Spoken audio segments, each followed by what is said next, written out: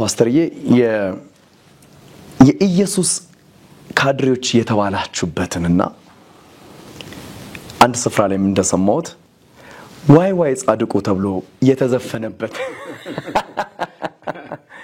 እንደው ይሄን ታሪክ እንደው እስቲ አንድ ላይ አገናኝተ ብትነግረን ምክንያቱም ለወንጌል የከፈልከው ዋጋ በጣም ትልቅ ነው ካንተ ጋራ ደግሞ አብሮም ሌሎች ወንጌልን የከፈሉ ትላልቅ የወንጌል አባቶች እንዳሉ ይታወቃል እስቲ የኢየሱስ ካድሬ የተባላችሁበት ነገር ምንድነው ዋይ ይቀድማል እኮ ዋይ ቀድማ ዋይ ጻድቁ ምንድነው ዋይ በ68 ነውና ምንድነው የሆነው ያው ያኔ እንግዲህ በኢትዮጵያ ውስጥ ሶሻሊዝም መጣ ሶሻሊዝም የትኛው አይነት ነው የጁሊየስ ኔሬሬ አይነት ነው ሳይንቲፊክ ሶሻሊዝም ነው ወይ ሁለት የፖለቲካ ኃይል ከአውሮፓ የኢትዮጵያ ተማሪዎች የሚባል ማህበር የነበረ እዛው ሲሟገቱ የነበሩ ሰዎች ኑ ግቡ ሲባሉ ገቡ በአንድ ወገን ኃይሌ ፊዳ ነገደ ጎበዜ ባሮቱም ሳም አሉበት በርግጥ መኤሶን የሚባለውን ስታብሊሽ አረጉ ከዛ ደግሞ በሌላ መንገድ ደግሞ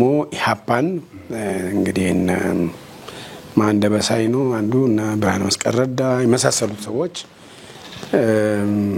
እነዚህ ሰዎች ደግሞ ኢሃፓን ኢሃፓ ወዲያውኑ ምን አለ ደርግ ምን ይሰራል ደርግ ወደ ባራኩ ይመለስ ጊዜያዊ ህዝባዊ መንግስት አሁኑኑ ይቋቋም ነው ደርግ ኢሃፓ ያለው መኢሶኖች ደግሞ አይ የታጠቀ የተደራጀ ህዝብ ሳይኖር ምንድነው ይሄ ስለዚህ አሁን ለጊዜው የታጠቀው ኃይል ወታደሩ ስለሆነ በወታደሩ መሐከልም ተራማጅ ይባላል ያኔ ተራማጅና ዳር ይባላል ተራማጅ ኃይል የለውጥ ኃይል ስላለ ወታደሩ መሐል ስለዚህ አሁን እነሱን አግዘን ጊዜያዊ መንግስት ተቋቁሞ ይሄ ጊዜያዊ መንግስት ወደ ዘላቂው መንግስት የሚያሸጋግር ነው የሚል ስለዚህ እዚህ መሐከል በነበረው ፍትጊያ ኢሃፓ በጣም እያከረረ ሄዶ ኦልሞስት ወጣቱ በሙሉ በሚባል ደረጃ ወጣቱ ብቻ አይደለም ጋሪ ነጆች ቡና ቤት የሚሰሩ ሴቶች ሊስትሮ የሚጠርጉ ልጆች ጠቅላላ በሚባል ደረጃ ኢሃፓ አስተሳሰብ ወጣቱን እንዳለ የተቆጣጠረበት ዘመን ነው ኢሃፓ ያልሆነው መኢሶን የሆነ አለ እና መኢሶኖቹን እነሱ ፊዲስት ይሏቸዋል ለኃይሌ ፊዳ ለማለት ነው እሺ ዞር አርጎት ነው ስሙን የኃይሌ ፊዳ ተከታዮች ለማለት ፊዲስት ይሏቸዋል በኋላ ደርግ ደግሞ እነሱን አናርኪስት አላቸው እና የራሻ መንሸቪክ ቦልሸቪክ የሚባል ከሌኒን በኋላ የስታሊንና ሌላ እንደዚህ እርስ በርስ የተገዳደሉት ቀይ ሽብር ተኮርጆ ነው እኛ ሀገር የተካሄደው ቀይ ሽብር ነጭ ሽብር እሱ ጋር ሳንደርስ የእድገት በህብረት የዕውቀትና ስራ ዘመቻ የሚባል ደርግ አወጀ አንኛ ተማሪው በዩኒቨርሲቲ ምናምን እየረበሸ ሲያስቸግር መሬት ለአራሹ የሚለውንም ጥያቄ ለመመለስ መሬት ለአራሹ የመሬት ባለርስቶች ባለአባቶች ገዢዎች ፊውዳል የሚባሉት እነሱ የታጠቁም ስለሆኑ መሬት ለአራሹ ሲታወጅ ይሄንን ተግባር የሚያደርጉት የተማሪዎች ሰው ኃይል ስለሆነ አይ ቲንክ እስከ 9ኛ ክፍል በላይ ያሉ እና ዩኒቨርሲቲ ተማሪዎች ዕውቀት ምንድነው የእድገት በህብረት የዕውቀትና የሥራ ዘመቻ ተብሎ ዘመቻ የተካሄደው በኋላ መሬት አዋጅ ሲታወጅም ያንን እንዲያስፈጽሙ ነው ይመስለኛል እነዚህን የዘመቱ ተማሪዎች መሐከል ደግሞ ያ ምሁራንም አብረዋሉ መምህራንም አብረዋሉ የዚህ የመኢሶንና ኢሃፓ ነገር አሁንም እዛም አብሮ ሄደ ሶስተኛው ኃይል ጴንጤ ነው ጴንጤዎች ደግሞ አሉ ሞዛዛ ናቸው ይሻይሉ ተብሎ ማለት ነውና እነሱም ደግሞ ዘምተዋል እንግዲህ በዚህ እድገት በህብረት የዘመቱ ከአዲስ አበባም ከተለያየ ቦታ በየአገሩ ነው የተሰራጩትና በጎባ ከተማ አንድ ሃይ ስኩል ነው ያለው ያን ጊዜ ጠቅላይ ግዛት ይባላል ባይለስላሴ በኋላ ደርግ ክፍል ሀገር ያለው ዘሆል ጠቅላይ ግዛት የባሌ ጠቅላይ ግዛት ይባላል አዝማች ደግልሃን የሚባል ሃይ ስኩል ነው ያለው አንድ ብቻ ነው ስለዚህ በድሮ አጠራር ከገናሌ አውራጃ ከዋቢ አውራጃ ከፋሲል አውራጃ ከደለመና አውራጃ ተብሎ ከነዚህ አውራጃዎች በሙሉ የሚመጡት ተማሪዎች ቤት ተከራይተው የሚማሩት ያው ከወላጆቻቸው ርቆ ስለመጡ ቤት ይከራያሉ። የሚማሩት የት ነው? አዝማች ደግላን ሃይ ስኩል ነው። እንግዲህ አብዮቱ ገና እየተስፋፋመ ደርግ ሙሉ በሙሉ ጊዜያዊ ህዝባዊ መንግስትን ሳይመሰርት ደርግ ስልጣን ደርግ ብሎ ራሱን ሳይሰይም አስተባባሪ ኮሚቴ በነበረ ጊዜ ነው እኔ ወደ ባሌ ሄድኩት ማለት ነው። 66 ወደ መጨረሻው ነው የሄድኩት እና 67 ላይ እኔ እዛ ያለው ነው ደርግ የሆነው። እንዳውም ብዙ ሰዎች የገደሉ ጊዜ እኔ ወይኔ ቤት ታስሬ ነበር እና ከዛ በኋላ አንድ አገልጋይ መጥቶ ታየ የታከለ ይባላል። ፓስተር ታየ ህግ ያውቃል። እሱ ክቡር ዘበኛ የነበረ ሰው ነው። እሱ በይግባኝ አስገልብጦ የለውጥ ሐዋርያት የሚባሉ ደግሞ አሉ። ያኔ ደርግ ያሰማራቸው ያው ተፈታን እና የአውራጃ ፍርድ ቤት ዳኞቹ ልጆቻቸው የተለወጡ ስለነበሩ እኛ ላይ የተከሰስንበትን ክስ ውድቅ አድርገው በነፃ አሰናበቱን። ስለዚህ 67 ፍርድ ቤት በነፃ ካሰናበተኛ ምን እናደርጋለን እየተባለ ሄደና 68 ላይ ኢህአፓ ውስጡን እየጠነከረ ሲመጣ ለኢህአፓ ትልቁ እንቅፋት ማን ነው ሲባል ጴንጤዎች ናቸው። ጴንጤዎችን ደግሞ ማን ነው የያዛቸው ሲባል ጻድቁና ባደግ የሚባሉ ናቸው። ከአርሲ የመጡ ናቸው እና እነሱ ናቸው። እንግዲህ ከዛ ደግሞ የኔ ስም ትንሽ ገነነ መሰለኝ እና እኔ ከቻፕል ምንኖርበት ተከራይተን በጎኑ ላይ መኖሪያም አለው ወደ ከተማ ሄጄ ፖስታ ቤት አለ እና ፖስታ ቤት እየሄድኩ ከፍቼ አይቼ መልእክት ካለኝ መመለስበትን ታይም ለካ ያጠናሉ እነሱ። ዛሬ እንዳውም አንስተን ነበር ያና ለክሶ ከና ከዛ በጣም ብዙ ሆኖ መተው እኔን አገኙ። ወደ ቸርች አጥር ግቢ ልገባ ሲል አገኙ። በለው አሉ። ቀኝ አይኑን አጥፋው ይላሉና ግራ አይኑን ነው ቀኝ አይኑን አጥፋው ይላሉ። ብቻ አንድ አይኑን አጥፋው ይላሉ፣ ይጮሃሉ እና ደበደቡኝ። እኔም ለመከላከል ያቅምቴን ሞከርኩ። ከዛ ሌሎች ከውስጥ ያሉ ወጡ። ከዛ ያው በጣም ረበሹ። በጉልበት ሰብሮ ያው አጥር ክፍት ነው። ቸርቹን ገንጥሎ ገቡ እና ገንጥሎ ገብተው መዝፈን ጀመሩ ማለት ነው። ቸርች ውስጥ አፈር ገፊው ያሸንፋል ጴንጤዎች እንዲህ ያደርጋል እያሉ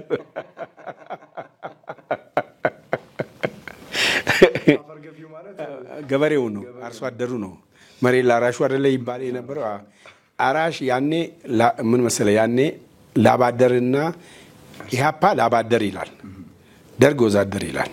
በዚህ እንኳን ይጣላሉ። ልብ አድርግ። ከዛ ኢህአፓ ደግሞ አፈርገፊ ይላል፣ ገበሬውን አራሹ ማለት ነው። እና ደርግ ደግሞ ስለዚህ እነሱ ኢህአፓዎች ስለሆኑ አፈርገፊው ያሸንፋል እንትን ይሄ ምንድን ነች እቺ ሃርሞኒካ ጴንጤዎች እንዲህ ያደርጋሉ ብለው ዘፍኑ። ሲጨርሱ ደግሞ ዋይ ባለባት የሚባል ዘፈን ነበር ያኔ የሚታወቅ ነው። አዎ በቃ ባለባቶች ላይ ተማሪዎች እድገት በህብረት የዘመቱ ተማሪዎች ባለባት ላይ በቃ ዋይ ባለባት ቀረ እንግዲህ ማለት ይሄ ሰው እግሩን እያጠበው እጁን በሰው ላብ መኖር ማለት ያው ባለርስት እንግዲህ ብዙ አሽከር የነበረው ከዛ አልሆነ። ከዛ ዋይ ባለባት የሚባል ነበር። አሁን እሷን ወደኔ ለው ከዛ አፈርገፊ ያሸንፋል የሚለውን ሲጨርሱ ደግሞ ዋይ ጻድቁ ይላሉ። እኔ እኮ መበላውም አልነበረኝም እና 2 ሸሚዝ ነበረችኝ እያጠብኩ መለፍሳት። ከዛ ሸሚዝ መቀያየር ቀረ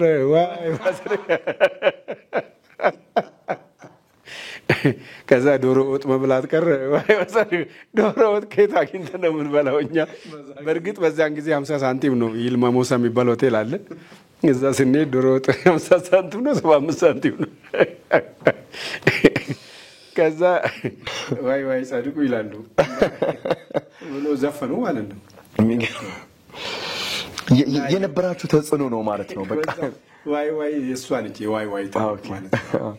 ከዛ እኔ እንዳውም የሆነ አሁን ባዮግራፊ እየተጻፈ ነውና እነሱ ዋይ ብለው በእኛ ላይ ዘፍነው ከዛ ለአንድ ደግሞ መንገድ ላይ ለሚቀመጥ የሆነ ለኦሮምኛ ተናጋሪ ሰው ደግሞ የሆነ ትንሽ እንትን የሚለው ሰው አለ አሲዘውታል እሱ ደግሞ የሆነ ነገር መጀመሪያ ለልጆች የሆነ መዝሙር አሲዘዋል አረንጓዴ ቢጫ ቀይ ዶሮ ጴንጤዎች አለቁ ዘንድሮ አዎ ልጆች ተሰብስበው እኛን ልክ ሲያው እጃቸውን እንደዚህ ያደረጉ ይዘፍኑብናል ልጆች ማለት ነው ትንሽ ልጆች ቆራጭ በልጆችም ለማስጣት ግርም ነው ከዛ አንድ ደግሞ ትንሽ ነካ የሚያደርገው ሰውዬ ደግሞ እሱንም የሆነ ጴንጤ ሙጭቅ ይላል በኦሮምኛ ጴንጤ ያለቀ ማለት ነው አዎ ሙጭቅ ማለት እንደዛ ሲያደርጉ የሚያሳዝነው ምን ሆነ መሰለ ኦልሞስት በአመቱ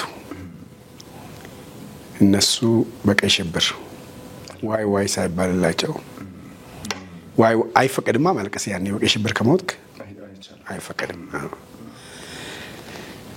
አለቁና ኢህአፓ ሙሉ በሙሉ ተመታ ተባለ ሰደድ የደርግ ፓርቲ ነው ሰደድ ያ በቃ ሜሶንንም ደርግ በኋላ ቀኝ መንገደኛ ብሎ መተው እና ኃይለፊዳን ገደሉ ነገር ደግሞ በዚህ ከሀገር ወጣ ነባሮ ቱምሳ ወደ ባሌ ገብተው ነበር እዛ እና ኢህአፓ ማንንም ሜሶንም ቀኝ መንገደኛ ተባለ አዎ ቀኝ መንገደኛ ኢህአፓ ግራ ተስፈንጣሪ ከዛ ሁለቱንም የማይደግፍ መሃል ሰፋሪ ተብሎ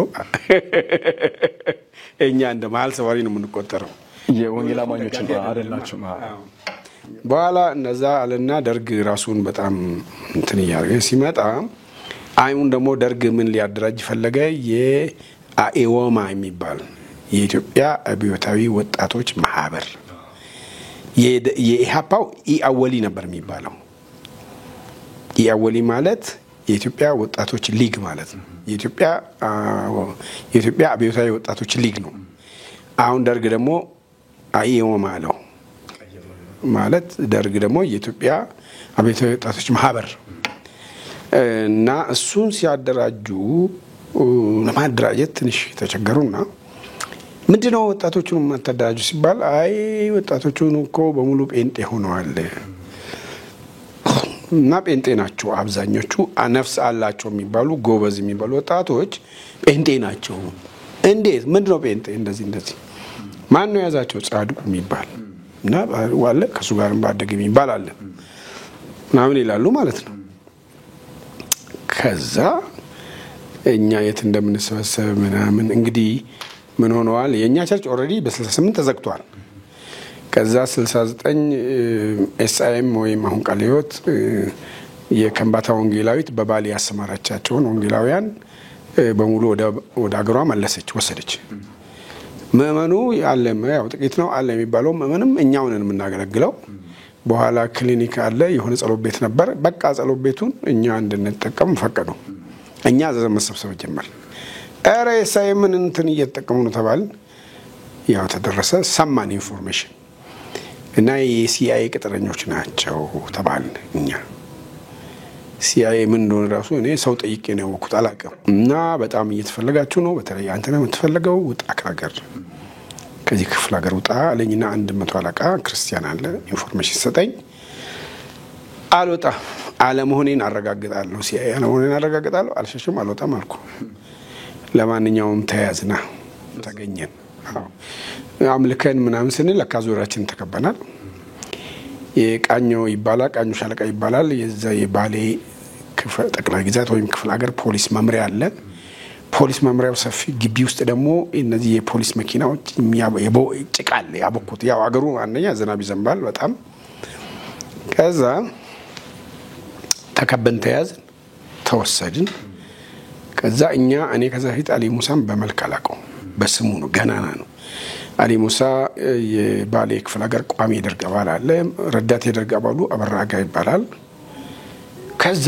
ከመምሪያው ሲመጡ በጣም ነጠር ያሉ ይመጣሉ ምን በቃ የሆነ ስልጣን አላቸው ማለት ነው አጡ እኛ ተሰብስበናል እንደመጡ ሚሊታሪ ያለ እዚህ ውስጥ አለ ያ አበራጋ የሚባለው አለው ብሎ አሁንም በህይወት አለ ያን ጊዜ ተራ ወታደር የነበረ ፖሊስ አሁን ኮማንደር ነው ዳለ ቦንገር ይባላል እሱ አለው አለና ወጣት መልካም ነው ሰላምታ ሰጠ ና በራጋ ምን ይላል የሴት ልጅ ብሎ በዱላ አንዴ ሲመታው መሬት ላይ ከዛ አሊ ሙሳ እንዴ እኛ እኮ በሴቶች እኩልነት እናምናለን እንዴ የሴት ልጅ ትላለህ ይለዋል እሱ በቃ ተመታ እዛው ወድቆ ቀረ ወደ በቃሬ በእንትን ምንድነው ተሸክመው ክሊኒክ ወሰዱት ጸዳለ የምትባል እህት ጸዳለ ወይስ እሷንም እንደዚሁ መቷት በሰደፍ ተፈነከተች ወደቀች እሷንም ክሊኒክ ወሰዱ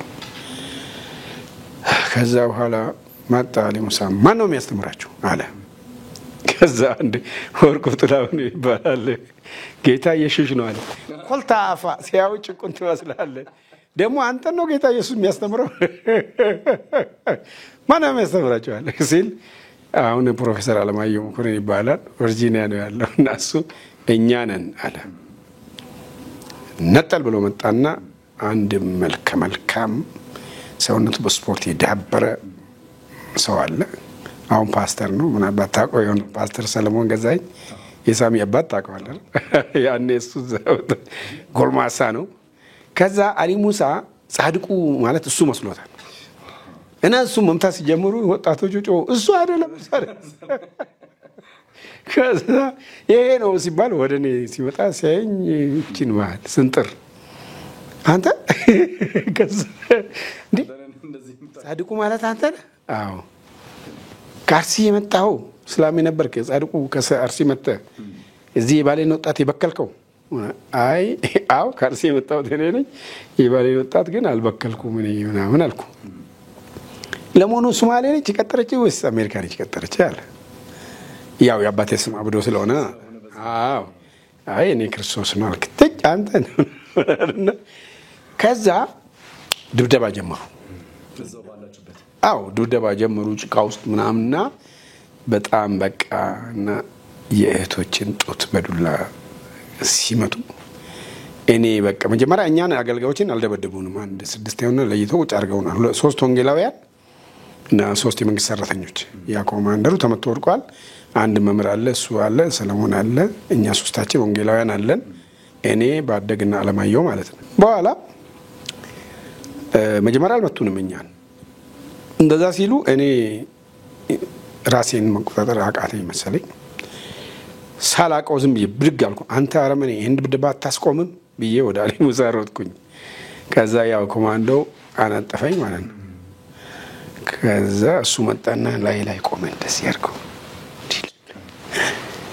ከመሬት ጋር አሸኝ እና ከዛ ማን ይቀጥራ ያለ ጀና ሳይዋለሁ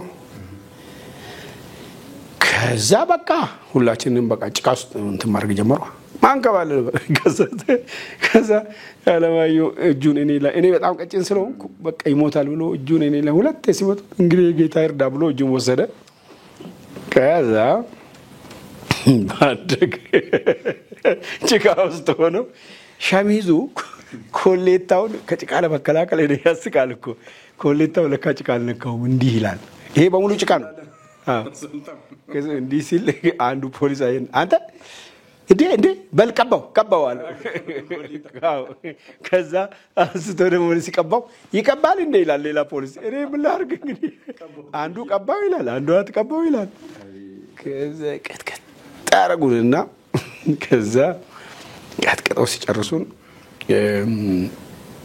6ቱን ከያንዳንዳችን ጀርባ አንዳንድ የደገነ ወታደር አዙራቸው አለ ንቅንቅ ካለ በለው ምናምን አለ አዎ እና አዙራቸው ለካ የሚለው ከዛ በፊት 17 ሰው የተረሸነበት ቦታ ነው እኔ አላወኩም እኔ በግሌ አላወኩም እና እኔ እንደመስከር አርጎኛል በልሳን ጸልያለሁ ሰለሞን ፓስተር ሰለሞን ቺውናት ህይወት ምናምን ይላል ለካ እነሱ ታሪኩን ያውቁታል ምን ሆነ ነው ምናምን እላለሁ እኔ መልሽ ከዛ አሁን ፕሮፌሰር አለማየሁ የሚባለው ደግሞ ምን ይላል አንተስ ትንሽም ቢሆን ጌታን አገልግለሃል እኔ ለዚህ ጊዜ ነው እንዴት ተጠራሁት ይላል ምን ሆናችኋል እላለሁ እኔ አልገባኝም ግን በልሳን እየጸለይኩ እዛ 17 ለካ ሰው የተረሸነበት ቦታ ነው ምን ወሰደው እናንተንም ለመረሸን ነው አው ቆይ ጉድሊ እዛ አስቀምጦን አሊ ሙሳ በህይወት ዘመኑ ምናልባት አርጎ ማያውቀው ነገር ያለ ታያረጋል ምን ያረጋል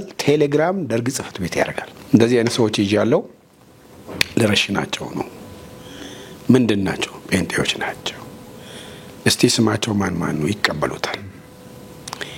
ከዛ በኋላ አይ የጴንጤዎች ጊዜ ገና ነው፣ የባህል አብዮት ሲመጣ ነው እንደዛ የሚሆነው፣ አሁን ኢህአፓን ብቻ ነው እነሱን ቀጠፍታቸው እንጂ እንዳይሞቱ ይላል። ኦልሬዲ ኢንፎርሜሽኑን ተቀብለውታል። ልባርክ ቴሌግራሙ ላይ የሚሰራው መቶ አለቃ ክርስቲያን ነው፣ አማኝ ነው።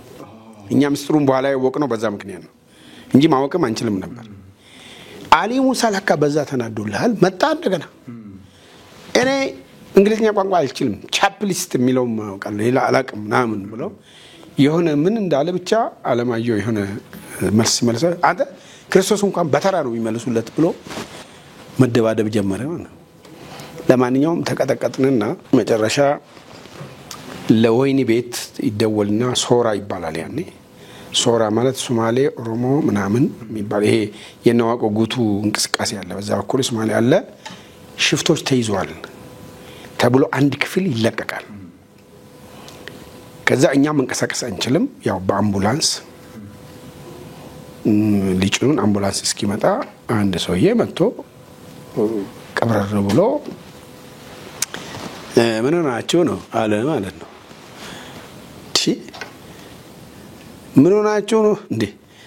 እንደ በግ ከመንገድ ጎትታችሁ እንደ ባብ ጭንቅላታችን ቀጥቅጣችሁ በጭቃ ለውሳችሁ ምን ሆናችሁ ነው ትላለህ እንዴ አልኩት እኔ ማለት ነው። ትቶኝ ሄደ። ለካ የክፍለ ሀገሩ የወንጀል ምርመራ ኃላፊ ኮሎኔል ነው። አላወኩም፣ ስልጣኑን አላወኩም። ከዛ መንቀሳቀስ አንችልም። በአምቡላንስ ወሰዱን፣ አወረዱን። ያ ኮማንደር አሁን የሆነው እሱ ጭቃ አልነካውም። ምክንያቱም ተመቶ ወድቆ ክሊኒክ ስለተወሰደ እሱ ብቻ ነው ጭቃ ያልነካው። እኔ አስም ነበረብኝና በቃ ሌሊቱን እሱ ስር እንዲህ ተጠግቼው እና ለካ ጭቃ ሲደርቅ ደግሞ ይጎትታል ታውቃለህ። አሁን እንድቹ አደንና በጠዋት የሆነ ሰው መዝሙር ይዘምራል ከጀርባ ጌታችንና ናና በደመና ቶሎና ለእያንዳንዱ ዋጋውን እንደ ስራው ለመክፈል እያለ ይዘምራል። ጽድቅህን እንድትሰጥ ፍርድህን እንድትገልጥ ግርማህን ለብሰህ በአጀብ ከተፍ በል ይላል። መልአክ ነው ሰው ነው የሚዘምረው ብዬ መስኮት ስከፍት እኔ የማውቀው ሰው የፓርላማ አባል የነበረ ግርማ ቀዳማዊ ኃይለ ሥላሴ የፓርላማ አባል እና ክርስቲያን የሆነ ነው። ጋሽ መልአኩ አልኩት ማለት ነው። አሁን ሲያትል ነው የሚኖረው። ከዛ ሰው ዛሬገየ ያለ ጮኸ። ተራራጡ። ኢዲዩ ተብሎ የታሰሩ ነበሩና ወይኒ ቤት ቁጥር 3 እና 4 ላይ ናቸው። ተራራጡ። ወይኒ ቤት አዛዡ ለምነው እንድንታጠብ አደረጉ። የራሳቸው ልብስ ምናምን አለባበሱን። ከዛ ማታ ተደብድቦ ወደ ቤት የሚሄዱ ሰዎች ብዙ የሚያስቅ ነገር ነው የሆነው። አንደኛው አለሙ ኃይሌ ይባላል መምህር ነውና ስፖርተኛም ጎበዝ ነው። ተደብድቦ በጭቃ ሆኖ ሹራብ ነበር የሚለብሰው። ሹራቡ ኪስ ያለው እና ጭቃው ሹራብ ወደ ታች ጎትቶ ከዛ ወደ ቤቱ ሲሄድ መንገድ ላይ ሰካራም በልክ አጠጣ ማለት ሰክሮ መስሏቸው ነው። ሰክሮ የወደቀ ተንከባለለ። ጭቃው በሙሉ ጭቃ ነው። ወንድና ሴት ጾታ እኮ አይለይም። ጾታ አይለይም እኮ። ከዛ ሰካራም ይሉታልና ከዛ እንደዛ የተቀጠቀጡ ልጆች ልክ እሁድ ቀን ቅዳሜ ነው እንደዛ የሆነው። እሁድ ጠዋት የእስረኛ መጠየቂያ ጊዜ እንዳለ ተገልብጠው መጡ ሊጠይቁን ማለት ነው። ጠየቁን፣ ስንቅ አቀበሉን። አይዟችሁ ለጌታ መንግስት ምናምን ተባባልን፣ ተጽናና። በኋላ እነሱ ጠይቀውን ከሄዱ በኋላ የፖሊስ መኪና መጣ። እነ ጻድቁ አንተባልን ማለት ነው። ማለት 3 ወንጌላውያን አለን፣ 3 የመንግስት ሰራተኞች አሉ። በኋላ ኑኑ ትፈልጋላችሁ ተባለና እኔ አንድ ጥያቄ ጠየቅኩ። ልብስ እንያዝ አንያዝ ያልኩ ምክንያት ማለት ልብስ አትያዙ ከተባለ መገደል ነው። ይታወቃል። ያዙ ከተባለ ሌላ ቦታ ነው የምትታሰረው ማለት ነው። ማለት ነው በቃ ሌላ እስር ቤት ሌላ። ከዛ ውጪ ልብስ እንያዝ አንያዝ ብዬ ስጠይቅ መያዝም አለመያዝም ትችላላችሁ አሉ። ግራ የሚያጋባ። ከዛ ለማንኛውም ጭነውን ሲሄዱ አሁን አይ ቲንክ ሆስፒታልም የጤና ኮሌጅም የሆነ አካባቢ ነው፣ ሲንጃ ይባላል። ሰው የሚረሸንበት ነው። ልክ በዛ አቅጣጫ ይዘውን ሲሄዱ በቃ ተረሸናል። እና እንዳውም ልክ ይሄን የአሊ ሙሳ መኪና አንቴና አላት እንዲያወዛወዘች ላንድ ክሩዘር ስትመጣ አይጭ በቃ አለቀልን ብለን ከዛ እሱ ሰላምታ ሰጥቶ አለፈ። እኛም አለፍን። ወደ ባሌ ሮቤ ነው የምንሄደው። አሁን ገባን። በቃ የማሰቃያ ቦታዎች ሁለት፣ አንዱ አዳባ አንዱ ሮቤ ነውና የባሌ ሮቤው ጋር በቃ ሲወስዱን ሊያሰቃዩን እንደሆነ ገባን። በኋላ ገባን፣ ወረድን፣ ከመኪና ወረዱን፣ እቃችን እንተካሩ በኋላ ጠሩንና ምን ሆናችሁ ነው ያለኝ ሰውዬ አላገኘውም አሁን እዛ። ከዛ አሁንም እሱ ሰውዬ ምን ይላል ወንጀላችሁ ምን እንደሆነ ለመሆኑ ታውቃላችሁ አለ። ከዛ እኔ እንዴ ከመንገድ ላይ እንደበጎትታችሁ እንደባበጥ ቀጥቅጣችሁን እዚህ ወራወራችሁን እናንተ ንገሩን እንጂ ወንጀላችሁ ምን እንደሆነ ታውቃላችሁ ትላለህ እንዴ አልኩት። እኔ ደግሞ ማረጉን አላወኩም እኮ። ከዛ ምን ይለኛል አይ አብዮት ጊዜ እኮ ነው መሞትም አለ አለኝ። እኔ አማርኛ ታውቁና ኢዝ ሪቮሉሽን ሎለስነስ አልኩት። አብዮት ህገወጥነት ነው አልኩት። ሆ አለና በሉ ጓዶች ያው በሉ እሺ ከነዚህ ጋር ተስማሙ ብሎ ወጥቶ ሄደ።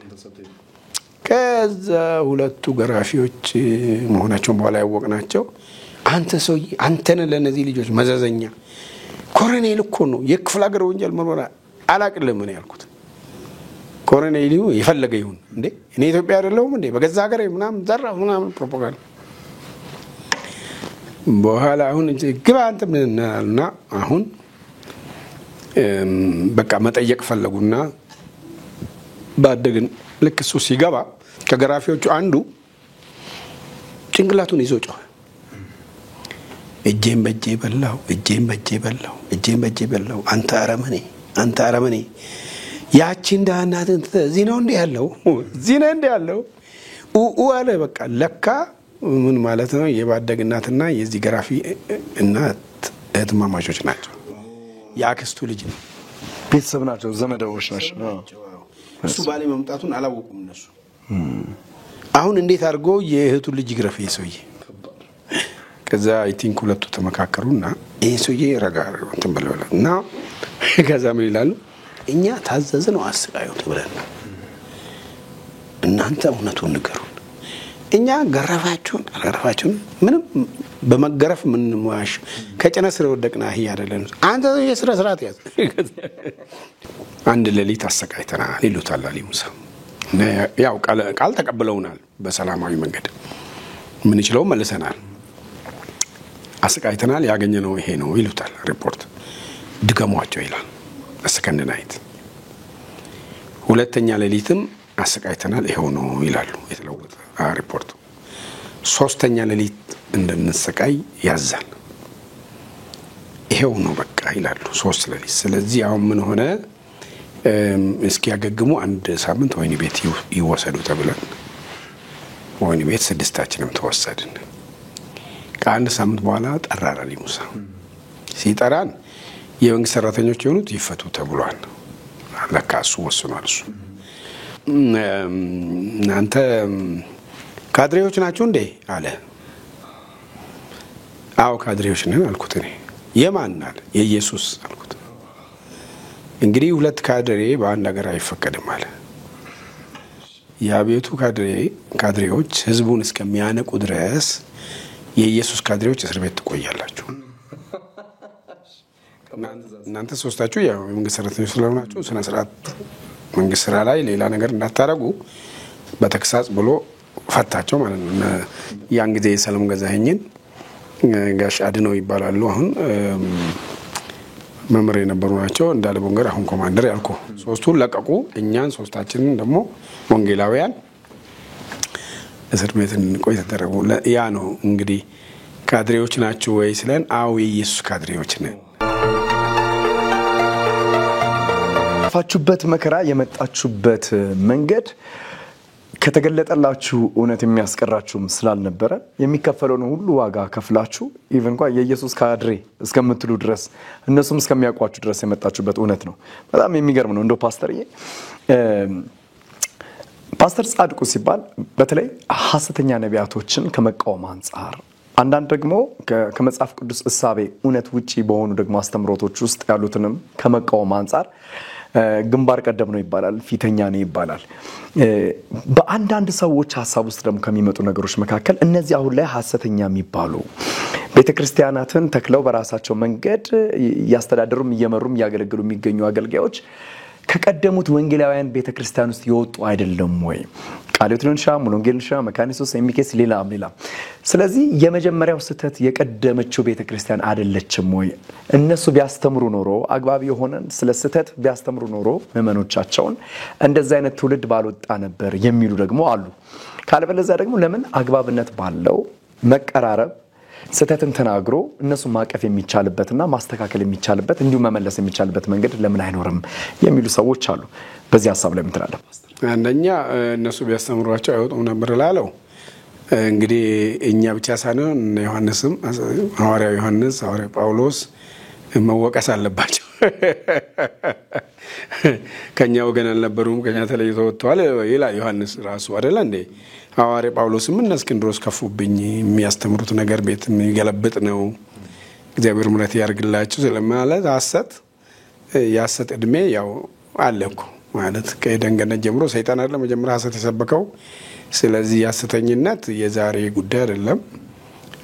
እውነቱን ለመናገር በቀደመችው ቤተክርስቲያን አንዱ ቻሌንጅ የኖስቲዝም ትምህርት ነው። አሴቲክ ኖስቲዝም እና ያኛው ሊበርቲ የሚባለው የዚህ ጁዳይዝም እምነት ደግሞ ደህንነትን ከህግ ጋር የሚያቆራኘው ነው። እንግዲህ አብዛኞቹ ወንጌሎችም ጭምር እኮ የሆነ ነገር ለመቃወም ነው የተጻፉትና ለምሳሌ አብዛኞቹ የጳውሎስ መልእክቶች የዮሐንስም መልእክት እና የጴጥሮስም ሁለተኛው መልእክት ይሁዳም እንደዚሁ የነበረውን ሐሰት ለመቃወም የተጻፉ ናቸው። ስለዚህ እንደዚህ እነሱ ቢያረጉ ኖሮ እንዲሆንም ነበር ምናምን የሚሉ ሰዎች አጉል ለምን መጻደቁ ነው። ታዲያ እነሱ ምን ይሰራሉ? እኛ ካላረግን እነሱ ምን ይሰራሉ ነው ጥያቄው። እንግዲህ የሐሰት ትምህርትን በተመለከተ እድሜ ልክ ስለ ሐሰት ትምህርት ስንዘምር መኖር የለብንም ነው ባይነኝ ነኝ። አንድ የእንግሊዝ ስለላ ድርጅት መሪ አለ የሚባለው የሰላይ ተሰላዮችን ያቃል መሰለኝ ይይዛቸዋል። እንዴት ነው እንደዚህ የምትይዛቸው? ስላይ እውነተኛውን ስለላ በአግባቡ ስለተማርኩ ነው ብሏል ይባላል። ስለዚህ በአንድ በኩል እውነትን ለህዝቡ በአግባቡ ማስተማር ነው እድሜ ልክ ዝም ብሎ የማይሆን ነገር አንዳንድ ጊዜ የጸጋ ሁሉ ቁንጮ በቃ ይሄ ነው ብሎ የሚያስቡ ሰዎች እና ለራሳቸው የተለያየ ስያሜ ሐሰተኞቹም እኮ ለራሳቸው ስያሜ ሰጥተዋል። አሁንም በዚህ በኩልም ለራሳችን ስያሜ የምንሰጥ ከሆነ አንዳንድ ሰው ያሁኑ አለያችሁ ቤተክርስቲያን እንደውም በቃ ለአንዳንድ ሰው በጣም ጨለምተኛ ከመሆኑ የተነሳ የለችም በቃ በአረም የተወረሰች ናት፣ እንክርዳድ ይበዛባት ናት። ይሄ በጣም ድፍረት ነው። እግዚአብሔር እኔ ብቻ ቀረው እንዳለው እንደ ኤልያስ አይ አንተ ብቻ አልቀረም እግዚአብሔር እንዳለው እግዚአብሔር ሁሉ ጊዜ በየዘመኑ ቅሬታዎች አሉት። ማንኛውንም እውነት ስንገልጥ መጽሐፍ ቅዱስ እውነትን በፍቅር መግለጥ እንዳለብን አንድ ነገር ነው። በትዕቢትም ተነፍተን የማይሆን ነገር መናገርም እንደሌለብን ነው። ስለዚህ መጽሐፍ ቅዱስ ውስጥ ኦልሞስት ለምሳሌ የአንደኛ ቆሮንቶስ ለምንድን ነው የጻፈው? ሐዋርያው ጳውሎስ ምንድን ነው ኮሬክት የሚያደርገው? በቆሮንቶስ የነበረውን ችግር ነው የሚያስተካክለው። እርግጥ ሮሜ የሚሰብከው ወንጌል ምን እንደሆነ ለማሳወቅ ጽፏል። እዛም ጋር ቢሆን እንደዚሁ ስለሚያለያዩ ሰዎች ተናግሯል። ቆላሲያስን ተመልከት። ክርስቶስ ራስ ነው እና ያንን የሱን ራስነት ከሌላ ነገር ጋራ አያይዘው የሚሄዱ ሰዎችን ልናይ እንችላለን። እንደዚህ እያልኩ በሙሉ ሄደ ይችላሉ። ግን በጣም ደግሞ በተለየ ሁኔታ ደግሞ ይሁዳ ሁለተኛ ጴጥሮስ እና ካልተሰሰከት ሶስተኛ ዮሐንስ ደግሞ በተለየ ሁኔታ ኢቭን በራእይ ውስጥ እንኳን በሰባቱ ቤተክርስቲያን ውስጥ እኮ ዳሩ ግን መነቅፍብህ ነገር አለኝ ይሄ ተብሎ አንዱ ነቀፋ አንደኛው ቤተክርስቲያን ለእውነት ቆመዋል ግን ፍቅር ጥለሃል ነው። ሌሎቹ ግን የገሌን ትምህርት ችላ ብለሃል፣ የኒቆላን ትምህርት ችላ የምታስተውን ዝም ብለሃታል። ስለዚህ ይሄ የቤተክርስቲያንን እድሜ ያህል ሐሰተኝነት የመጣ ስለሆነ እንደው በጅምላው እነሱ ቢያስተምሩ ኖሮ የሚለው ይሄ ዝም ብሎ ማጠልሸት ነው። ግን ይሄ ማለት እኛም የሚገባንን ያህል በቅድም እንዳልኩት ነው ደቀ መዝሙር የማረጉ ነገር ላይ ምን ያህል ሰርተናል የሚለው ራሳችን መመርመር ማየት ጥሩ ስለሆነ፣ ግን ይሄ ዝም ብሎ ጅምላ ፍረጃ በደምሳሳው በጥናት ላይ ሳትመሰረት የምታወራው ነገር ይሄ ትክክል አይደለም። ምክንያቱም ይሄ ሊያጋጥም ይችላል። ግን ይሄንን እንዴት ነው የምንቀንሰው? ከዚህ ውስጥ እንዴት ነው የምንወጣው? አንዳንዱ ነገር ጊዜ ያስወግደዋል። ለምሳሌ ድሮ የነበሩት አንዳንድ ስህተቶች አሁን የሉም። ሐሰት ደግሞ አይቆይም፣ መልኩን ይለዋውጣል። ሜጀር የሆኑ ከልቶች ዓለም ላይ ታስታውሳለህ ማለት አንዳንዶቹ ከክርስቶስ ዳግም ምጽአት ጋር ተገናኝተው ነው የተመሰረቱት።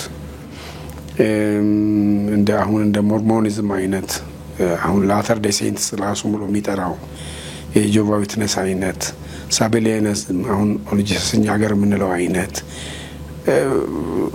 ጎላ ባለ ዶክትሪን ላይ የሚመጡ የሐሰት ትምህርቶች አሉ። አንዳንዶቹ ከልምምድ ጋር የሚመጡ አሉ። ሌላው ደግሞ ሁለቱን የሚያደባልቁ አሉ። ከዚህም ትንሽ ከዛም ትንሽ ለመለየትም ራሱን ሊያስቸግር ይችላል። ስለዚህ እውነቱ ምንድነው? ከዛው አንፃር ደግሞ ከዚህ እውነት ጋር የሚቃረነው እውነት ነኝ የሚለው አካል እውነት የማይሆንባቸውን ፊቸርስ ወይም ገጽታዎች ማሳየት ነው። ለምሳሌ የሐሰት ዶላር የሚሉት እነሱ እውነተኛውን ዶላር በአግባቡ ካላወቅ የሐሰተኛው ዶላር ኩረጃ ስለሆነ ተመሳሳይ ስለሆነ ባለሙያ ነው የሚያውቀው እና ሌላውም እንዲያውቀው ግን ይገለጻል። ይኸውላችሁ እንዲያነ ነው እንደዚህ ነው ልዩነቱ ይሄ ነው ተብሎ በየጊዜው ካልተገለጠለት ሰው ያ ሁሉ እንኳን ሆኖ ሰው ይሳሰራል አይደለም። ስለዚህ ሐሰት የነበረ ነው። የሰይጣንን ኃይል እድሜ ያለው ሐሰት በምን ማስተካከል እንችላለን ፓስተር? አሁን የኢትዮጵያ ቤተክርስቲያን ብዙ የቤት ስራ አይጠበቅባትም ወይ? አሁንም ያለውን ትውልድ ኦልሬዲ በራሳቸው መንገድ ሄዱ ይኖራሉ። ነገር አሁን ላለው ጄኔሬሽን ቤተክርስቲያን ውስጥ ላሉትስ በምን አይነት መንገድ እነሱ መቅረጽ ማስተካከል ትችላለች? እንግዲህ የሰዓት አይመለስም ነው የወደቀው ማይነሳ ምን ይላል እንዴ? የሰዓቱትም እኮ በጊዜ ሂደት አንዳንድ ጊዜ እኔ ከአሁን ስሙን ማልጠቅስ የድሮ አንዳንድ ትምህርቶች በኋላ ቆይተው ተጸጽተዋል ሰዎቹ። we were wrong ብሏል፣ ተሳስተን ነበር ብለዋል። አንዳንዱ አሁን ለውጦ ሊሆን ይችላል፣ ግን ያፍራል። በይፋ ወጥቶ እኔ ተሳስቼ ነበር ለማለት ያፍራል። ትምህርቱን ትቶ ሊሆን ይችላል፣ ግን ብዙ ስለዘበዘቡ ብዙ ያኔም ካሴት ምንም ስላሰሩ አሁን ትህትና ይጠይቃል። ይሄን ያስተማርኩት ትምህርት ልክ አይደለም፣ ተሳስቼ ነበር፣ መስሎኝ ነበር። ምክንያቱም ስለሚመሳሰል አይደለም ተሳሳተው መስሎኝ ነበር ብለው በይፋ ንስሐ ቢገቡ ጥሩ ነው። ግን ከሁሉም የሚበልጠው እውነት ምን ጊዜ ማሸናፊ ነው። መጽሐፍ ቅዱስ የሚለው እውነትን በፍቅር እኔ ሐሰትን ስቃወም የሐሰትን ትምህርት ስጠላ ግለሰቦች ሰዎቹን እንደማልጠላ ማወቅ። ምክንያቱም አንዳንድ ጊዜ ጨፍልቀ ደምስሰ ትሄድና ከአስተምሮቱና ከምኑ አልፈ ሰዎቹን ጨምሮ ወደ መጥላት የሚያስወስድ አንደኛ ሲያስመስሉም ያበሳጫል። ለምሳሌ ቆሻሻ በሆነ ህይወት ውስጥ እየኖሩ ስለ ቅድስና ይሰብካሉ። ከቨሪንግ ነው አየ በትምህርት ይሸፍኑታል። በቃ ከነሱ በላይ የሚሰብካለ እንዴ? ይሄ እኮ በአሁን ቅርብ ዘመናት አንዱ ሰው ስሙን መጥራት ማልፈልግ አሁን ሽማግሌ ስለሆነ ተመልሷል። አሜሪካ ነገር በጣም ስለ ቅድስና ይሰብካል ሰውየው። ለካ እሱ የልምምድ አለው፣ መጥፎ ልምምድ አለው። ከዚህ ከሴክሹዋል ኢሞራሊቲ ከሚባለው ጋር የተገናኘ ልምምድ አለው። ለካ እንደዛ እንደሳሰብኩ አገልግሎት ሲወጣ ሁሉ የሚሄድበት ቦታ አለ ይባላል። የሱ ደግሞ በማየት ነው መሰለኝ እና ከዛ ጋዜጠኞች ይተቹታል። ማለት እንደዚህ ነው ላይፉ፣ ሰክሬት ላይፉ ጥሩ አይደለም ምናምን ሲሉት ፍሬ ያለው ዛፍ ድንጋይ ይበዛበታል ይላል። ማጣፊያ ያመጣለታል። ፍሬ ያለው ዛፍ ላይ ነው ድንጋይ የሚወረወረው።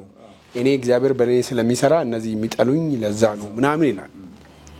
እና አንድ ቀን ለሱ መጋለጥ ምክንያት የሆነው አንድ ትልቅ ፓስተር፣ ያን ትልቅ ቸርች ፓስተር ቤተ እምነቱን መጥራት አይገባኝም፣ ግን ጥሩ ጥሩ የነሰብ ይወድቃል። በእንግሊዝኛው ሴክሹዋል ሞራሊቲ ያው በግብረ ስጋ ግንኙነት ከትዳር ውጪ ያው ከሚፈቀደው ውጪ በሆነ ሁኔታ ውስጥ ይወድቃል። በዛ ቤተ እምነት ደግሞ ዲሲፕሊን ኦርዴንድ የሆነ የተሾመ አገልጋይ በእንደሱ አይነት ኃጢአት ከወደቀ ለ1 ዓመት ይታገዳል። ከአገልግሎቱ ታግዶ ህይወቱን ያያል። አማካሪዎች ይመደቡለታል እና ከትዳር ጓደኛውም ጋር እንደዚሁ እንዲስተካከሉ እንደዛ ይደረጋልና ያ ትልቅ ቤተክርስቲያን ያለው ትልቅ የእግዚአብሔር ሰው በዚህ ኃጢአት ውስጥ ሲወድቅ ይሄኛው የኃጢአት ልምምድ ውስጥ እየኖረ ያለው ሰውዬ ውሳኔ ከሚሰጡት አንዱ ነው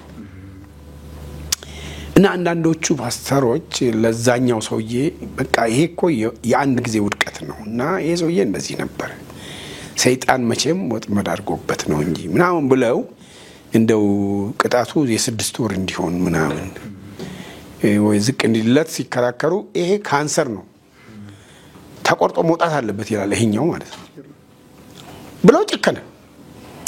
ከዛ ተወሰነና ከዛ ለዛኛው እንዲቀል ከሚፈልጉት ፓስተሮች አንዱ ለዛኛው ምን ብሎ ይነግረዋል? አም ሶሪ ገሌ ነው የጨከነው እኔ የምችለውን ሞክሬያለሁ። እሱ እንደዚህ ያለኝ አዎ አለ እሱ አዎ justice shall prevail እውነትና ፍትህ አደባባይ ትወጣለች ይልና የዲቴክተርስ የግል ሰላዮች አሉ ውጪ ታውቃለህና እነዚህ እንትና ይጠራና ስማ ይለዋል። $30,000 ይበል $300,000 ሀትዘር ይሄን ሰውዬ መኪናዎቹን ሁሉ ነገር አንደር ኮንትሮል ይደረጉና እንቅስቃሴው በሙሉ አሁን ይሄውና $30,000 ሰጣለሁ። ከዛ ሰውየው የሰውየው መኪናዎች ያው ታርጋ ምናምን ኤቭሪቲንግ በክትትል ስር ያደርጉታል ማለት ነው እና አገልግሎ ያው ኮፊያ ነገር ደፍቶ እንደ ስፖርቴጅ መኪና ነገር ውስጥ ገብቶ ወደ አንድ ሪዞርት ኤሪያ ሲገባ ይከታተሉታል። እሱ ለካ ገብቶ እዛ ቁጭ ብላ እርቃኗን ለደንበኞቹ ታሳይ ሴት አለች። ከዛ ይገቡና የመኪናዎቹን 4ቱን ጎማ ያስተነፍሳሉ። እሱ አገር ሰላም ነው ብሎ ያው ያለው ያረጋውና አርጎ ሲወጣ መኪና ተነሳለ ሲነሳ ከዛ ወንድ ልጅ አለ ጎደነናል ድረስልኝ ይለዋል። ወንድ ልጁ መኪናና እንትን ይዞ ሮጦ መጣ። መኪና የሚያነሳም ሌላ መኪና ይዞ መጣ። ጋዜጠኞች ሲደርሱት ወንድ ልጁ የራሱ መኪና ውስጥ አስገብቶታል። ግን የመኪናው ታርጋ ምናምን ታየ ማለት ነው እና በአደባባይ በ1977 በኢትዮጵያ አቆጣጠር በአደባባይ ከባድ ውርደት ነበር። በአሜሪካን ሀገር ትልቆቹ ይሄው ከውጪ ኤንጂኦዎች ፈንድ የሚያገኙት እንዳውም ቀነሰባቸው። በዚህ ምክንያት ትልቅ ቀውስ ነበር የሆነው። ምክንያቱም የፐብሊክ ገንዘብን አቢዩዝ የሚያደርጉት እነዚህ ሰዎች ተባለ። ያ ሰው አሁን ቤተ እምነቱ ያው 1 ዓመት ነው የሚቀጣው። 1 ዓመት ቀጡት። አይ እኔ 1 ዓመት እንዴት ይቀጡኛል? አገልግሎት ይበላሻል። በዚህ አጥቢያ ነች የምትወስነው ይልና የራሱን ሰዎች አጥቢያዬ ብሎ እነሱ 3 ወር ይላሉ። ቤተ እምነቱ ደግሞ አይ ይላል። በዚህ ከቤተ እምነቱም ይርቃል። 3 ወር ተወሰነበት። ሌላ የሱ ጓደኛ እንደዚሁ ዲሲፕሊን የተቀበለ አለ። እሱ አይ ዋዝ ሮንግ የሚል መጽሐፍ ጽፏል። ያው እሱ ነፃ ወጥቷል። ስለዚህ በጣም አስቸጋሪ ነገር አለ። ይሄኛው ሰውዬ ከዛ ሁሉ በኋላ ለካ መጠጥም ይጠጣል እና አንድ ቀን እንደው ድንገት ትራፊክ ያዘው። ከዛ ትራፊክ ሲይዘው ጋቢና ውስጥ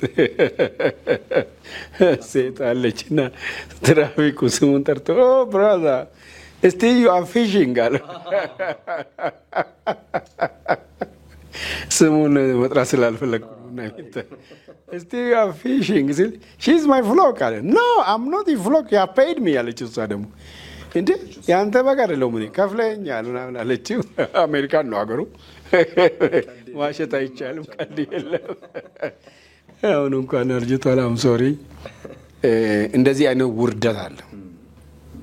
እንግዲህ ከሌሎቹ ውርደት አልማር ያሉ አበሾቹ ዛሬ ራሳቸውን የእግዚአብሔር ሰው ምናምን እያሉ ኮፍሰው አንድ ቀን ይሄ ሁሉ ይከዳል። አንድ ቀን ብቻቸውን እርቃናቸውን ይቆማሉ። አንድ ቀን ማንም አያጅባቸውም። ጌታና እነሱ ብቻ ይገናኛሉ። ስለዛ የፍርድ ቀን ስለዛ ጃጅመንት ብለው ሰዎች ከክፉ መንገድ መመለስ አለባቸው።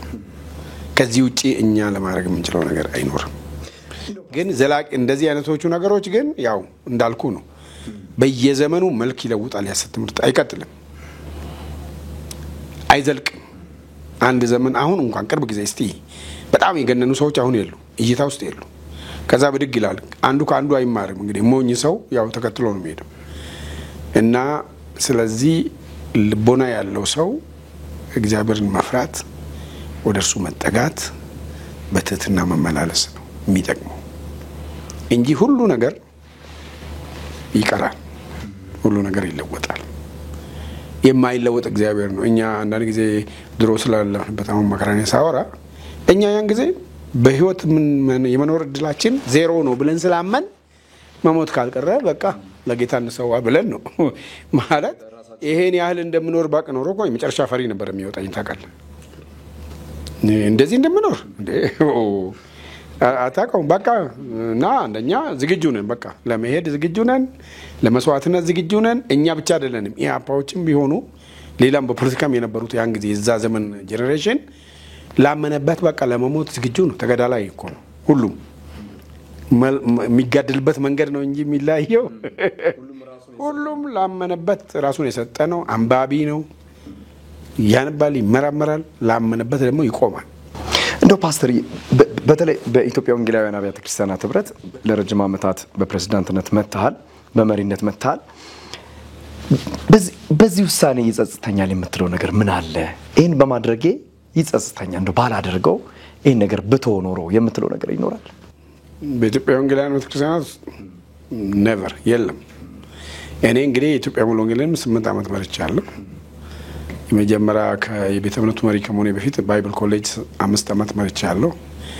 ቤተ እምነት መርቼ ሳበቃም እንደገና ወደ ባይብል ኮሌጅ ተመልሼ 4 ዓመት። ከዚህ በፊት የተናገርኩት ነው። ለምሳሌ በኢትዮጵያ ሙሉ ወንጌል ሁሉ ሰው የሚያውቀው ታሪኩ በግልጽ መውጣት ያለበት የአዲስ አበባ ኢትዮጵያ ተብሎ የተፈጠረው ኮንፍሊክት የሁለት ሰዎች ስም ነበር የሚጠራው። አንዱ የኔ ስም ነው፣ ሌላውን ሰው አልጠራም። ወደ በኋላ ግን እኛ የሁለታችን እኛ አይደለም የጀመርነው፣ ችግሮች ነበሩ። እንደዛ ችግሮች ውስጥ የአቋም ልዩነት፣ የሀሳብ ልዩነት፣ እኔ የምደግፈው አቋም ሀሳብ አለ፣ የቆምኩለት የማምንበት ነው። እስካሁንም ሌላ ወገንም የቆመበት ሀሳብ አለ።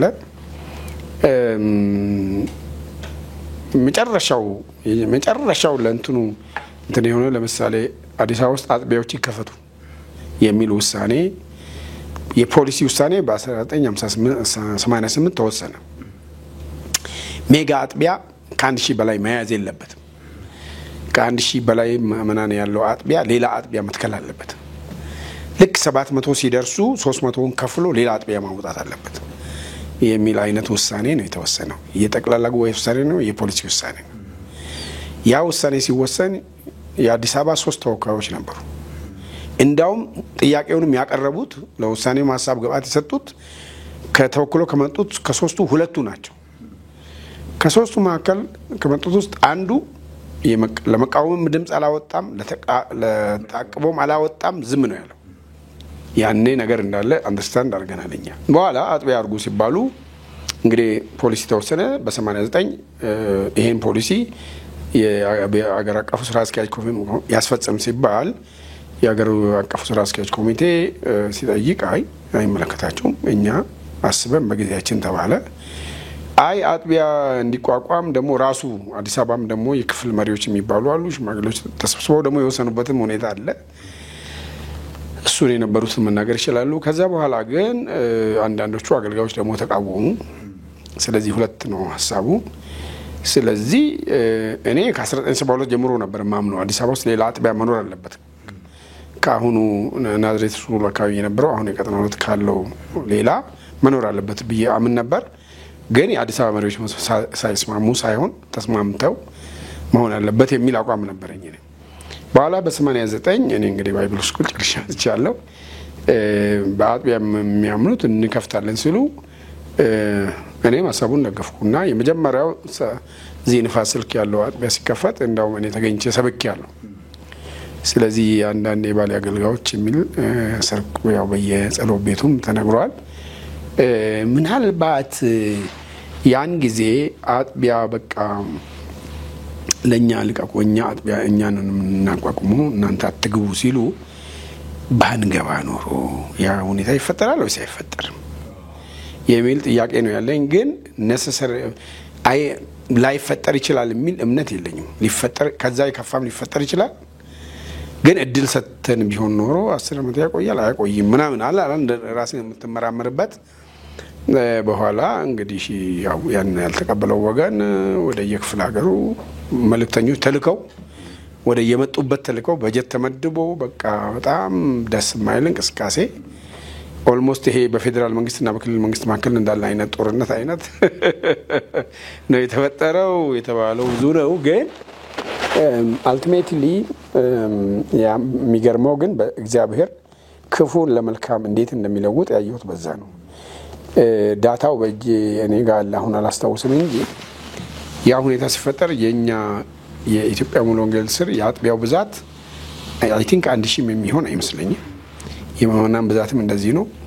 በስንት እጥፍ ነው ያደገው በዚህ በኩል በዛ በኩል አጥቢያ ከፈት በሚለው ሲሆን አው ማለት አገልጋዮችም አደጉ ተማሩ ምን እዛም በኩል በሚቃወሙትም በኩል እኮ እድገት አለ እና ያው በመካኘትም ይሁን ክርስቶስ ተበካል ለተባለው ሄደና እግዚአብሔር ሲረዳል መጨረሻ በእርቅ ነው የጨረስነው። ፒስፉል በሆነ መንገድ ሚውቹዋል የሆነ እርቅ ነው።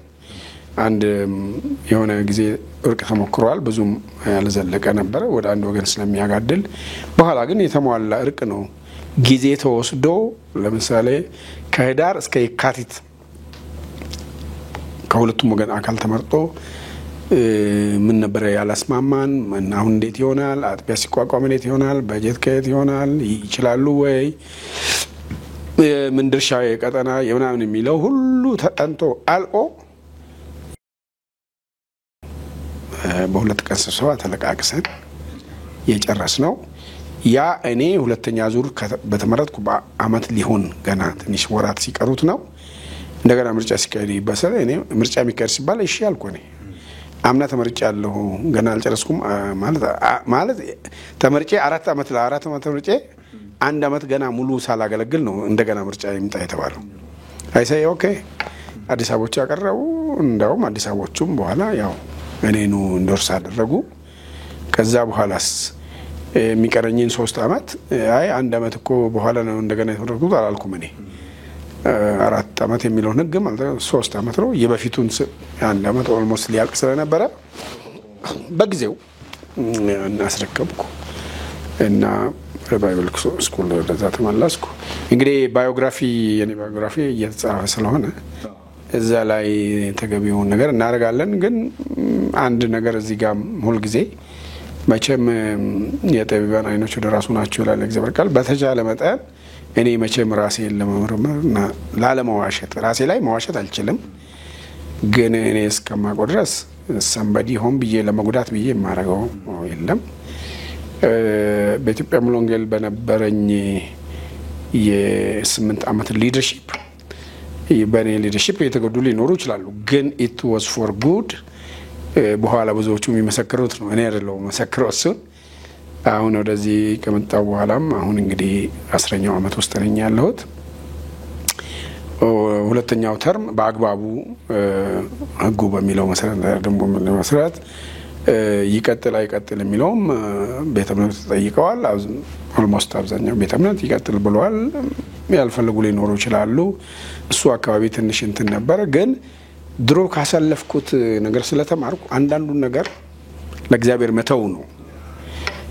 አንዳንድ ጊዜ ነው አንዳንድ ሰው ሊገባህ የማይችል አንዳንድ ነገር ሲኖር ጊዜና እግዚአብሔር ይገልጡታልና ለእግዚአብሔር መተው ነው። እኔ በግሌ ሊደርሺፕ ሳስተምር ለተማሪዎች የሚለው የጀመርክ ቀን የወጣ ቀን መውረድህን አስብ የሚል መፈክር አለ በእንግሊዝኛው plan your departure the day you begin እላለሁ እኔ። ስለዚህ እኔ መውጣት የሚባለውን አውቃለሁ መውረድንም አውቃለሁ መውጣትን አውቃለሁ መውረድ ስንት ጊዜ እና ምንም ማለት አሁን አንዳንድ ሰው የኢትዮጵያ ወንጌላውያን ቤተክርስቲያን ፕሬዝዳንት እና እኔ የኢትዮጵያ ወንጌላውያን ቤተክርስቲያን ፕሬዝዳንት በመሆኔ ምክንያት ሚዲያ አውቆኛል፣ ሰው አውቆኝ ሊሆን ይችላል።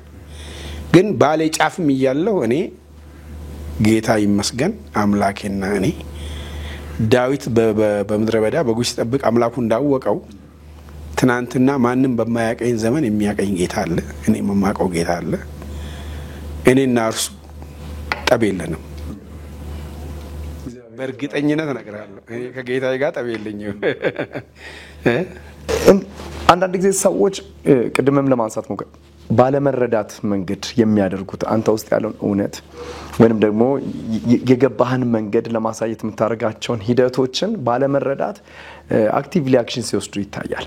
እነዛ ነገሮች ደግሞ ስህተቶችን ይፈጥራሉ። እንደው በመጨረሻ ፓስተርዬ ምን ይታያል? አሁን ስለ ኢትዮጵያ ቤተክርስቲያን የመጨረሻው ዘመን ላይ ነን ያለነው። ጌታ ሊመጣ በደጅ ነው እንደ እግዚአብሔር ቃል እውነት ከሆነ ማለት ነውና ምን ይታያል? አሁን ከፊት ለፊት የኢትዮጵያ ቤተክርስቲያን ስታስብ እንደ ፕሬዝዳንትነትን ብቻ ሳይሆን እንደ አንድ አማኝ፣ እንደ አንድ አገልጋይ እግዚአብሔር እንደጠራው እንደለየው ዋጋ ከፍሎም እንደመጣ አገልጋይ ምን ይታያል ለኢትዮጵያ ቤተክርስቲያን? ሲቀጥል ደግሞ ለኢትዮጵያ ቤተክርስቲያን ለአገልጋዮች ለትውልዱ አያይዘ የምታስተላልፈው የልብ ጩኸት መልእክት ምንድነው ፓስተርዬ? Are you pessimist or optimist የሚባል ጥያቄ አለ።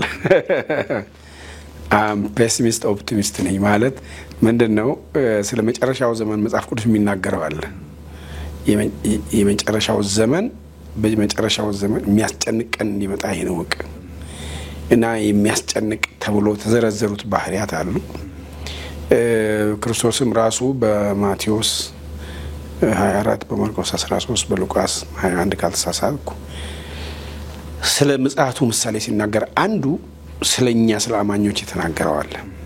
የተናገረው ምንድነው? ስለ ስሙ እንደምንጠላ እንዳውም ሶስቱም ወንጌላት ሲጀምር ማንም እንዳያስታችሁ ተጠንቀቁ ብሎ ነው የሚጀምረው። ስለዚህ የመጨረሻው ዘመን አንዱ የሐሰት መብዛት የተመረጡት እንኳን እስኪስቱ ድረስ የሚለው ነገር አለ። እሱ አለ። ግን ደግሞ ጌታ አለ እና ሌላው ምንድነው የሚለው መጨረሻው ዘመን አንዱ መንፈሳዊ እንቅልፍ ነው። እንቅልፍ ጥሩ ነው፣ ኖርማል እንቅልፍ። ግን ይሄ መጥፎ አይነት እንቅልፍ አለ። እግዚአብሔር በአዳም ላይ እንቅልፍ አኖረ፣ ጥሩ ነው፣ ሚስት ሊሰጠው ነው። ዮናስ ግን እንደዛ አይነት እንቅልፍ ውስጥ ወደቀ፣ ተኛ። ሰው ሁሉ ሲጮህ አጅሬ ምንም አይሰማም እና ከእግዚአብሔር ሸሽቶ ስለሆነ ነው። መንፈሳዊ እንቅልፍ መጥፎ ነው። ጌታ ኢየሱስ ክርስቶስ ማቴዎስ 24 አንጨርሶ 25 ሲናገር ምንድነው ያለው? መንግስተ ሰማያት ሙሽራው ሊቀበሉ የወጡ 10 ቆነጃጅት ትመስላለች። 10ሩም ቆነጃጅት፣ 10ሩም ሙሽራው ሊቀበሉ የወጡ፣ 10ሩም መቅረዝ የያዙ ናቸው። 10ሩም እንቅልፍ ብሏቸው ተኙ። ልዩነቱን ያመጣው ግን 5ቶቹ ሰነፎች የተባሉት በቂ ዘይት እንዳላቸው ቼክ አላረጉ። ስለዚህ መንፈሳዊ እንቅልፍ የመጨረሻው ዘመን አንዱ ምልክት ስለሆነ በእነዚህ ወንጌላት በተደጋጋሚ ምልክቱ ከተነገረ በኋላ የተነገረ አንድ ቃል አለ። እንግዲህ ንቁ፣ እንግዲህ ተክታችሁ ጸልዩ። እንግዲህ ሌባ በምን ሰዓት እንደሚመጣ ቢያቅ ባለቤቱ እንደሚነቅ እንደ መጋቢ እንደ መልካም መጋቢ እንግዲህ ጌታ ይመጣል እስኪመጣ ይዘገያል ብሎ እንደሰከረው ሳይሆን ሌት ተቀን ተክተው እንደሚያገኛቸው ሁኑ የሚለው ማሳሰቢያ የመጨረሻ ዘመን ቻሌንጅ ነው። የተወደዳችሁ የጉብዝና ቤተሰቦቼ እጅግ ከምንወዳቸው ደግሞ ከምናከብራቸው ከኢትዮጵያ ወንጌላውያን አብያተ ክርስቲያናት ህብረት ፕሬዝዳንት ከሆኑት ከፓስተር ጻድቁ አብዶ ጋራ ሳደርግ የነበረውን ቆይታ እንደተባረካችሁበት፣ እንደተማራችሁበት፣ እንደተጽናናችሁበት አምላካችሁን እንደባረካችሁበት በተለይ ደግሞ ይህ ወንጌል ዋጋ የተከፈለበት እንደሆነ በእኛ ዘመን ደግሞ እንደማይቀል ስለዚህ ለእውነት ጨክናችሁ እንድትኖሩ ደግሞ ትልቅ መንገድን ያያችሁበት እንደሆነ እምነቴ ነው። እንግዲህ በፓስተር ጻድቁ አብዶ ውስጥ ደግሞ እግዚአብሔር የሰራውን ስራ የመጣበትን መንገድ የአገልግሎት ህይወትን የሚያስቃኝ የጻድቁ መንገድ የተሰኘ ደግሞ መጽሐፍ እየተዘጋጀልን ነው። ስለዚህ እየጸለይንለት ለፓስተር ይህን መጽሐፍ ደግሞ እንድንጠብቅ ይሁን ማለት ነው። ሳምንት ከሌላ እንግዳ ጋር ጠብቃችኋለሁ። ከእናንተ ጋር ቆይታ ያደረኩት ተአምራት ሞቲ ነኝ። ይህ ጉብዝናይን ነው።